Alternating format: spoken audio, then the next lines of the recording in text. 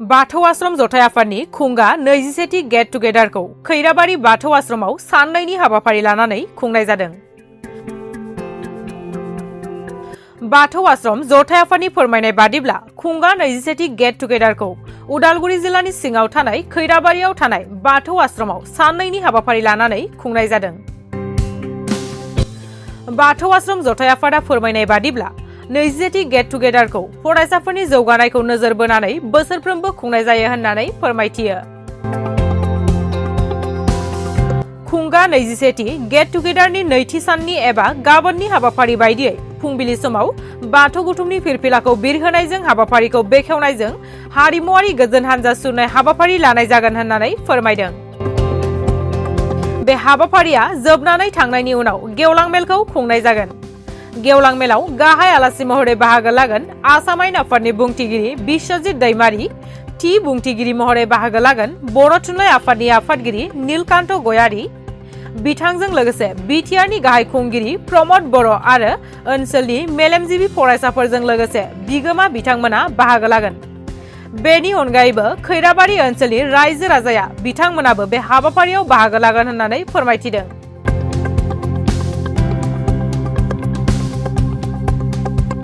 ओमफ्राय 21थि gate together बे जोंनि बाथौ आश्रम जथाय आफादनि जों बोसोरै बेबायदिनो गेट टुगेदारखौ गुबुन गुबुन जायगायाव खुंबोबाय थाबाय।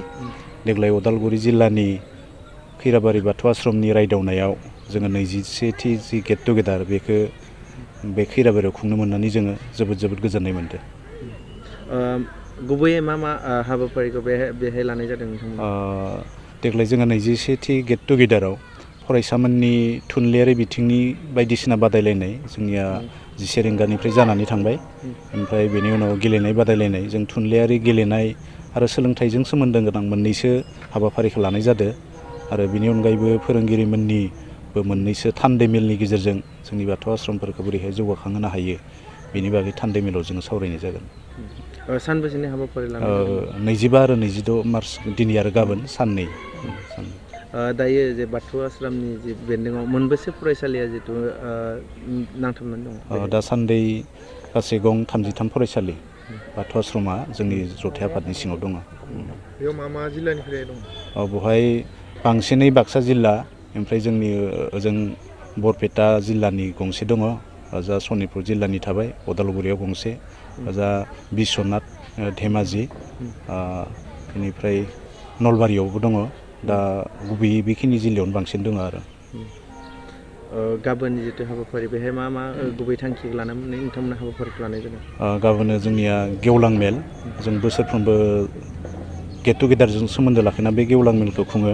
बे गेवलां मेल जागायनायनि आगोलावनो जोङो गंफ्रोमबो बाथौ आश्रमनि मुङै जोंनि गोथार बाथौनि फिरफिलाखौनो बिरहोनाय जायो। आरो बेनि उनावहाय जोङो देग्लाय बोसोराव बाथौ आश्रमनि बेन्दोंनि सिङाव थानाय फरायसाफोरनि गेजेराव हारोंथाइ आनजाद खुंनाय जादोंमोन। बोसोरै जों बे आनजादखौ खुङो। मोजां नाम्बार मोननाय फरायसामोननो जोङो मान बिलाइजों लोगोसे आर'नाइ होना फरायसामोनखौ थुलुंगा होयो।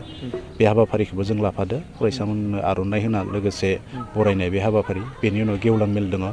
गेवलां मेलाव जोङो सोलोंथाइनि सायाव बिबुंथि होनो थाखाय जों आलासि हांख्रायनानै लाबोखादों।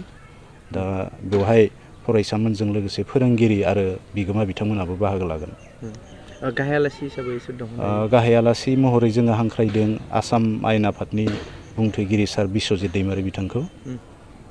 बिनि उनाव बुंथिगिरि आलासि महरै बिबुंथि होनो थाखाय जों खावलायहरदों बावैसो बर' थुनलाइ आफादनि गाहाय नेहाथारि महरै बिबान मोननाय सार मानिनां नीलकान्त गयारी बिथांखौ।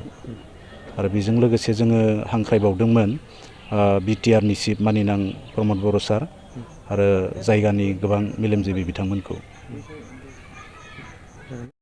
खुलुमबाय।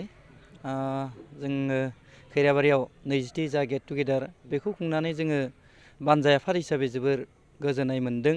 नाथाय जों मोनसे खोथाखौ मिथिगोन, बोथोरा एसे बे साननैसोआ गाज्रि अखा हाबाय थादों, बेनि थाखाय जों एसे उसुबिदा जादों।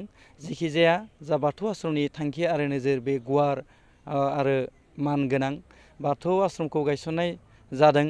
जे जोंनि बाथौ धोरोमखौ गोसारहोनाय, गथ'फोरखौ फोरोंनाय, लोगोसे गोग्गो सोलोंथाइ बा गुन गोनां सोलोंथाइ होनाय थांखिजों जोङो आसाम नाङैनो गुबुन दायो आसाम नाङै जोंहा 33 बाथौ आश्रम दङ बे बाथौ आश्रमफोरनिफ्राय गासैबो फरायसालिनिफ्रायनो फोरोंगिरि आफाद आरो फरायसामोना बाहागो लाफैदों आरो जिहेतु बे साननैनि हाबाफारियाव जोंहा मेहेर गोनां हिसाबै बायदि बायदि हाबाफारि लानाय जादों फुंनिफ्रायनो बेवहाय बयबो फैनायाव जों गोजोननाय मोन्दों जों आसा खालामदों गाबोन जा गेवलां मेल बे गेवलां मेलावबो जोंनि खैराबारि ओनसोलनि गासैबो मेलेमजिबिफोरा जाय बिथांमोनखौ जोङो हांख्रायदों बिथांमोना बाहागो लाफैगोन बेनि उनाव जोंहा रायजो राजा गामियारिफोरनि रायजो राजा बिथांमोनखौबो जोङो हांख्रायदों फैनो थाखाय बिथांमोनाबो फैगोन आरो बेनि अनगायैबो बाथौ आश्रमनि अनगायैबो गुबुन गुबुन फरायसालिनि फरायसाफोराबो बेवहाय बाहागो लाफैगोन मानोना